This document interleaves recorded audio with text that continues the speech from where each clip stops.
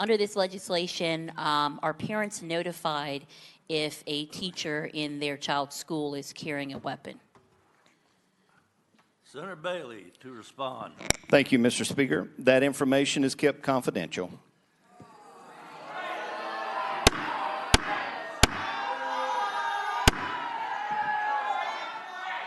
All right, one more outburst, and I'll ask the gallery to be cleared. One more outburst.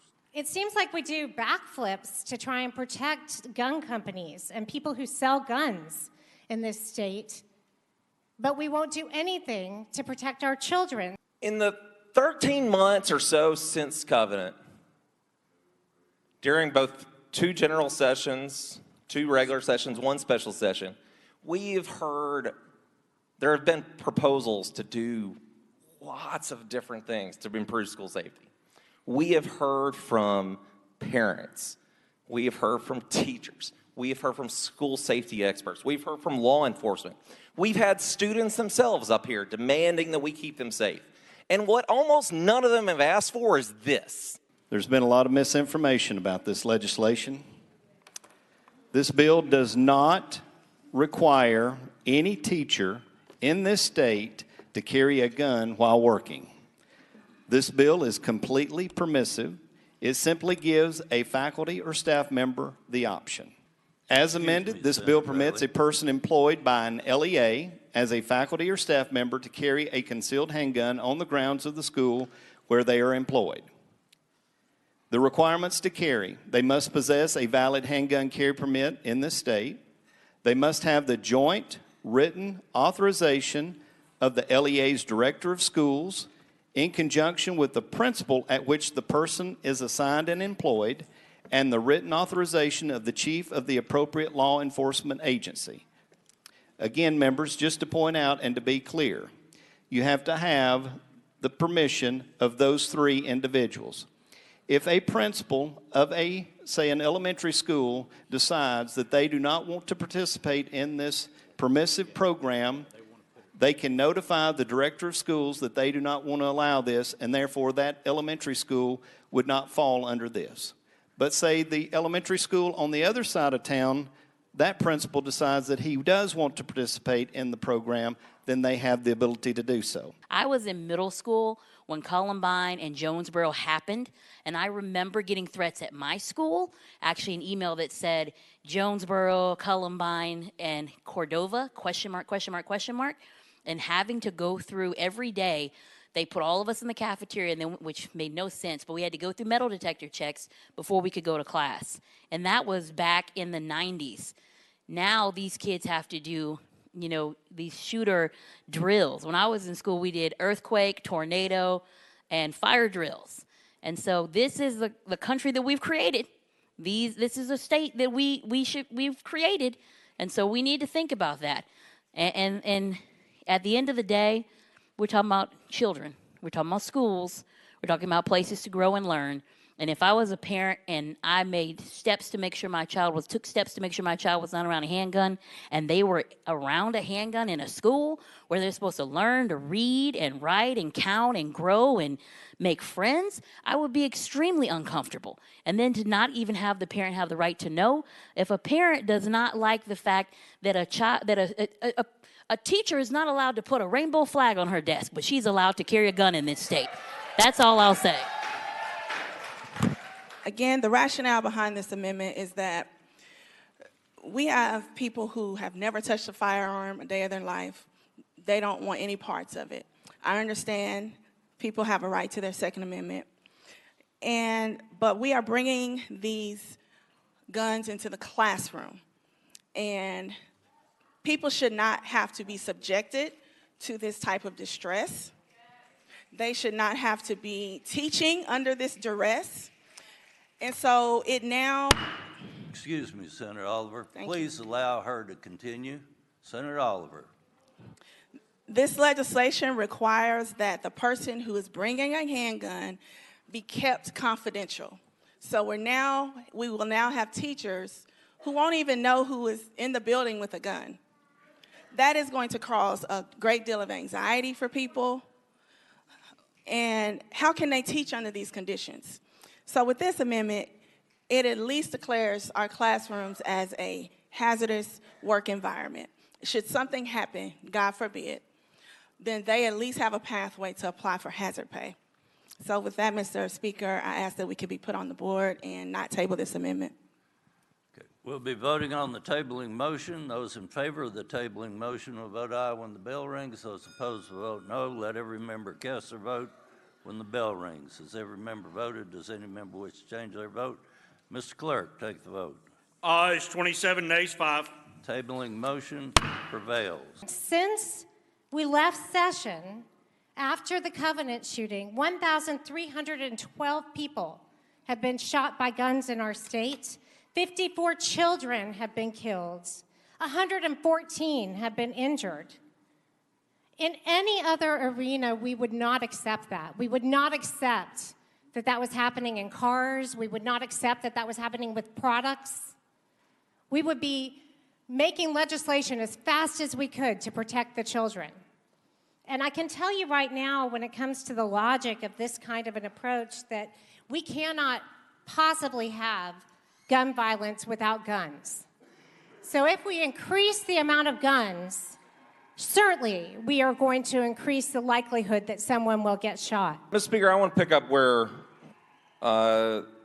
leader from Shelby County left off regarding the confidentiality provisions here, where I as a parent wouldn't be able to know whether or not my own child's teacher is armed. Is there any requirement under this law that I mean, I guess what I'm worried about as a parent, frankly, is I want my child's teacher, if there is an emergency, to stay with my child, not to be engaged in a counteroffensive in the school.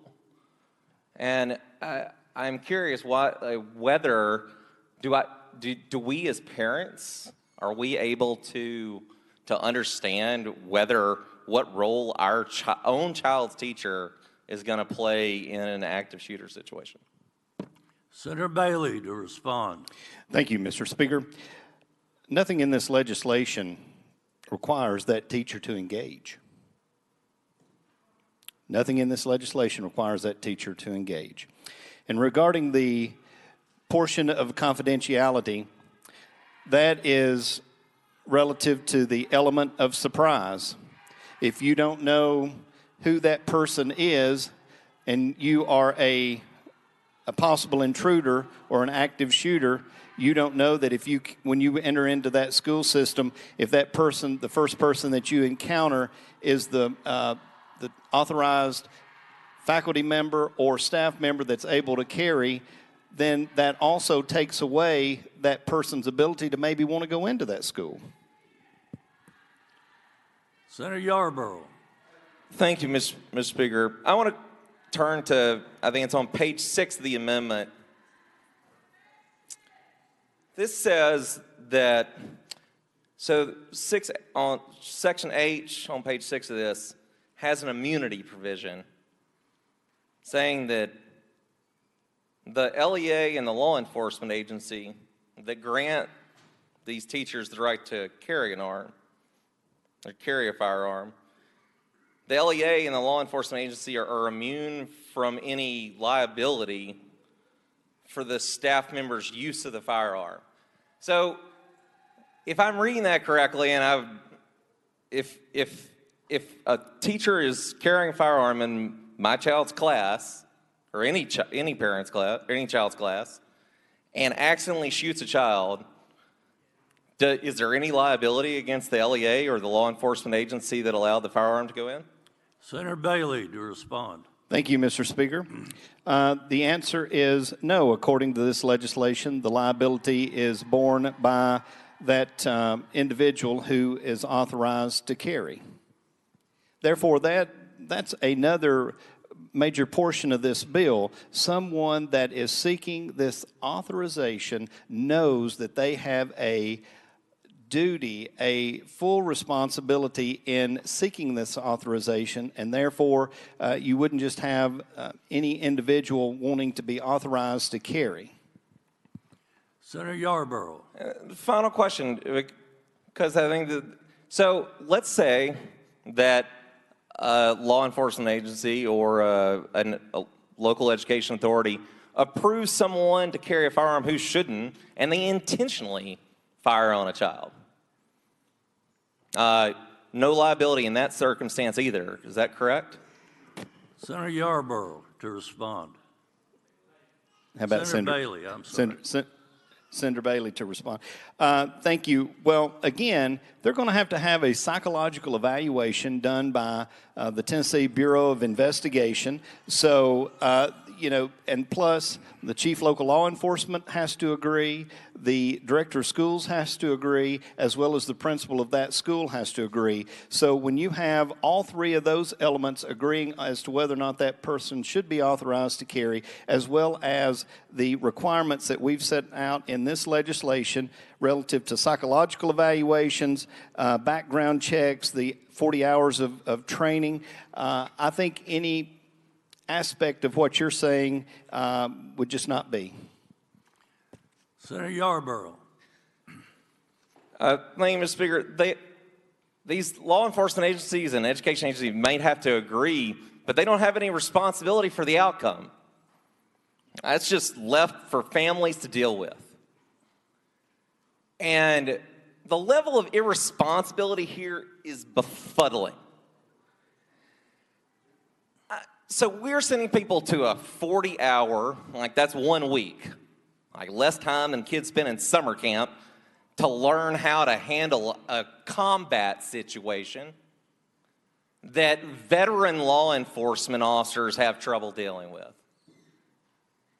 It is complicated, to say the least, for someone to handle a firearm accurately, responsibly, effectively, with an active shooter and literally hundreds of innocent children in the area. And we're letting people do that with a week's training. Also, just think about the training here. We're going to train teachers to be ready to fire on and shoot their own students. They are.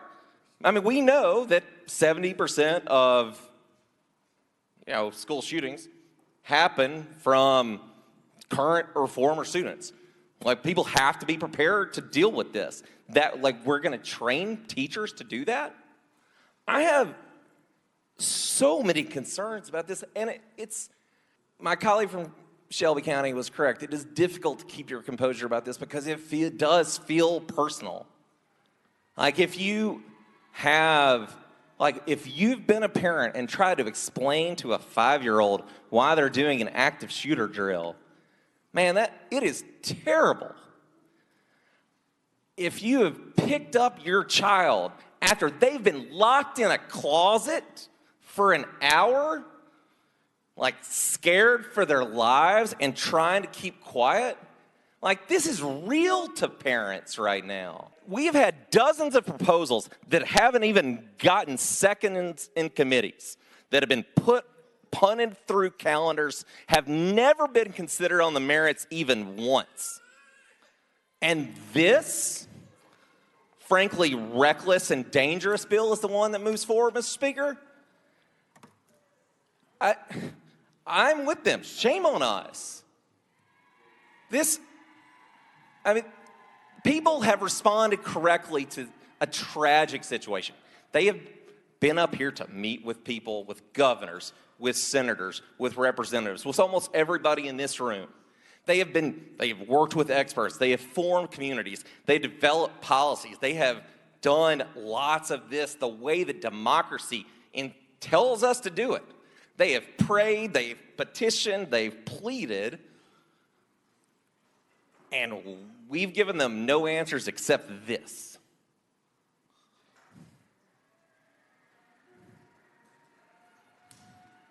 Shame on us, Mr. Speaker.